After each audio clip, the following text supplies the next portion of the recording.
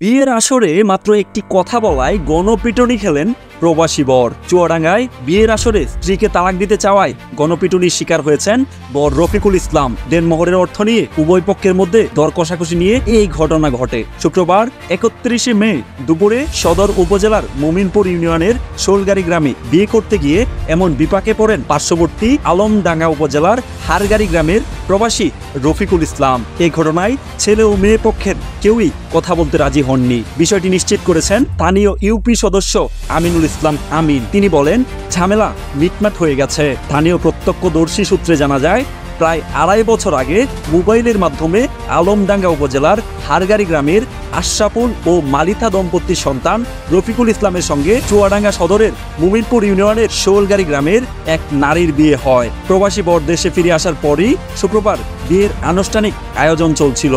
কথা ছিল 1,20,000 টাকা দেনমোহরের বিনিময়ে সম্পন্ন হবে কাবিন। কিন্তু এতে বাদ সাধেন বরপক্ষের লোকজন। তাদের দাবি 5,000 টাকায় দেনমোহর। এ নিয়ে উভয় পক্ষের মধ্যে চলে দর কষাকষি, কথা কাটাকাটি। এক পর্যায়ে বর রফিকুল ইসলাম বলে বসেন, দরকার হলে 1.5 লাখ টাকা দিয়েই কাবিন করব, কিন্তু আজই টাকা পরিশোধ করে বউ তালাক দিয়ে যাব। বরের এই কথায় ক্ষিপ্ত হয়ে ওঠেন কনেপক্ষ ও স্থানীয় জনতার রোষানলে পড়ে বরপক্ষ। এক পর্যায়ে গণপিটুনির শিকার হন বর রফিকুল ইসলাম। পরে 999 কল দিলে পুলিশ ঘটনাস্থলে পৌঁছে বরপক্ষকে উদ্ধার করে থানায় নেয়। চুয়াডাঙ্গা সদর থানার এসআই রাজীব জানান, খবর পেয়ে বিয়েবাড়ি থেকে বর ও তার স্বজনদের থানায় নেওয়া হয়। পরে রাতে দুই পক্ষের মধ্যে আলোচনা হয়েছে। পরে বিষয়টি নিজেরাই মীমাংসা করে নিয়েছেন তারা।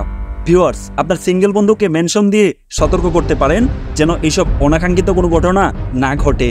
ভিডিওটি সম্পর্কে আপনার কি মতামত তা অবশ্যই কমেন্ট করে জানান। ভিডিওটি ভালো লাগলে একটি লাইক এবং চ্যানেলে নতুন হলে সাবস্ক্রাইব এবং পেজ হলে ফলো করতে পারেন।